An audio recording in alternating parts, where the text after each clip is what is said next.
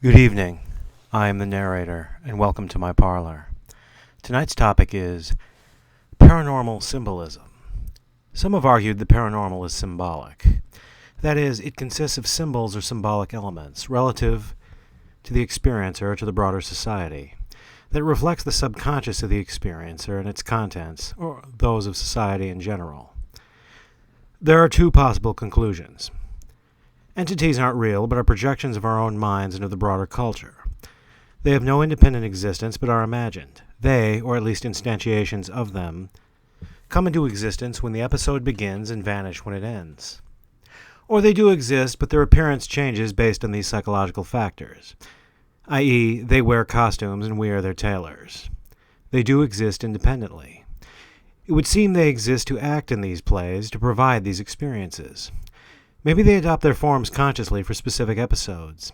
Maybe our minds perceive them as such. Thus, experiences aren't spontaneous. The experiencer doesn't just walk into them. They are planned and personalized for them. In this sense, paranormal episodes are like dreams, consisting of elements derived from the subconscious and arranged into narratives. Only they occur when the dreamer is awake, and the images are projected outward, not inside their minds. They're not dreams, but share their dynamics. To explore, I will look at one phenomenon in general, and then two of mine and my father's experiences. Or rather, two of my father's experiences and one of mine. As I've discussed, I don't believe abductions are literal kidnappings. I think they are more like near-death or out-of-body experiences, with which they share phenomenological traits. Thus, I think their visual content is non-literal and symbolic. Again, many female abductees claim to have been artificially impregnated and to have carried hybrid offspring. Often these are removed on subsequent abductions and handed to them to hold. At times they are seen floating in tanks suspended in liquid. Again, the more sensational ETH proponents take this literally. David Jacobs, or any number of pseudonymous online commentators. They think aliens are creating hybrids, either to rejuvenate their own dying stock or to create a fifth column with which to infiltrate our civilization. But consider this.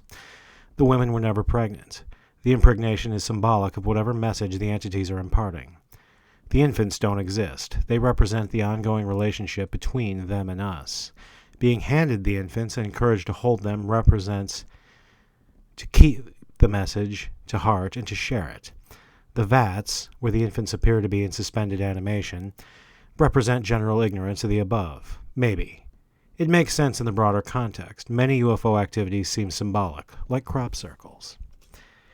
My and my father's experiences. Again, I have discussed, but will repeat them for those who haven't heard, and for ease of reference. One winter night when he was a boy, my father left his family in the kitchen and went to the den. There he looked out the window and saw a figure trudging up the sidewalk. At no point did it seem to see him, for which he was and is grateful. Its face was furry and snout-like. Its clothes were Victorian rags. Though grossly underdressed, it seemed not to shiver. It limped on one leg while the other dragged behind. Again, he had never seen it before and hasn't since. If such a person lived in the town, he would have been well known and spoken of. At the time he was terrified, but it may not have been malign. He may just have been responding as a child would. One morning in the 2010s, he was sleeping in our cabin, when he awoke with the sense that he would be shown something. Suddenly, he saw a figure laying on its stomach in a dark, dismal environment. It looked like an aquatic mammal with flippers and a human-like face. Its flippers seemed injured, like they had been stomped and crushed. It looked scared and distressed. By chance, it looked to him, and its fear seemed to grow, like the whole world had bullied and abused it, and it feared he would likewise. These episodes differ. The first happened when he was a child, the other when he was a middle-aged man. The first when he was wide awake, the other when he had just awoken. One just seemed to have happened, while the other seemed meant to. Still, there are similarities. The blend of human and animal characteristics. The injured limbs and impeded movement. The general sense of misfortune. One seemed struck, or stuck, the other grossly underdressed. Both were alone. One looked terrified, the other just soldiered on. Consider their psychological context. One had clear overtones of poverty, its shitty clothes, its walking alone at night. Note that my paternal grandfather grew up poor during the Great Depression and had to quit school as a teen to support his mother and his siblings. His own father died when he was very young. My father himself grew up poor. My grandfather was a social worker for the local government, helping those even poorer, and my father would often accompany him on his jobs, seeing his clients firsthand. Marinette County in general has never prospered. Consider the crummy clothing. Note that this was the dead of winter, when the destitute are most vulnerable. The injured leg and impeded movement could too be symbols of negative circumstances holding one back. That it didn't shiver, that it just moved on, could represent determination. The blend of human and animal features could symbolize how poverty and other factors harm humans and animals alike. There's less to say of the second figure. The episode was far shorter and less detailed. He saw little of the background and recalls little today. The figure was more animal than man, only its face was human and only somewhat. He described it as more masculine than feminine, though only somewhat. Maybe this too means something. It looked aquatic, but was stuck on land, where its flippers were of little use, even if they were uninjured. Maybe this symbolizes having to adapt to new and hospitable environs. Then, maybe this was a literal entity in a literal realm, and he was being shown it and the lot of its inhabitants. But again, he felt he saw it for a reason, as if summoned to. By who? Why? If it was a literal experience, what was the point? How would it be relevant to him, or he to it? If it was symbolic, he's always emphasized with both people and animals. Was it the same intelligence that sent the first figure? If so, did it think he needed a maintenance check? Both episodes were similar in content, but differed in modality. One, again, was a kind of waking dream. The other appeared while he was wide awake.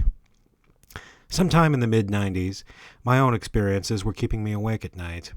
They went on all day, but my parents thought I was just having trouble sleeping. Imagination. My father decided he would begin waiting with me in my room until I fell asleep. Nothing was solved. I knew that then as well as now. In any case, one night I fell asleep quickly and awoke, thinking just minutes had passed. My eyes fell on the chair across the room where my father had been seated. At first I thought I saw him, then that I hadn't. The figure there was a ghoul in tattered versions of the clothes he had worn that day. It was emaciated. Its skin was rotting brown, and its eyes were empty. It was slumped over, its head tilted downward. It looked dippy, lobotomized. Again, I forget what happened next. My memory just cuts out, and again there are multiple interpretations. Maybe it was mocking my father, his ignorance of the goings-on, his feeble efforts to combat them. If so, I wonder what could have mocked him in his own home to his own son while he just slept down the hall. Maybe the same thing that taunted me a couple of years later. Maybe it just represented his own state, the hardships of his upbringing, of his marriage, parenting, and his career. All these things can take their toll. Maybe it was a message not to be frustrated with him, my mother, or with grown-ups in general. I like to think so. Note that it was wearing rags, like the first figure, and looked debilitated, like the first figure. That seems a recurring theme, at least in our experiences. Maybe it was the same intelligence that contacted my father, conveying the same message with similar motifs.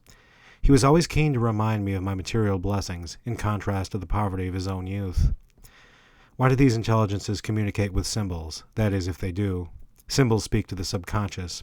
We are less likely to understand them. They are less likely to affect us beyond bewilderment. Or maybe they do change us, in ways we don't even consciously comprehend. As always, this is all just speculation. And as always, if you have any similar experiences or insights and would like to share them on my channel, feel free to email me at tparish1.new.rr.com.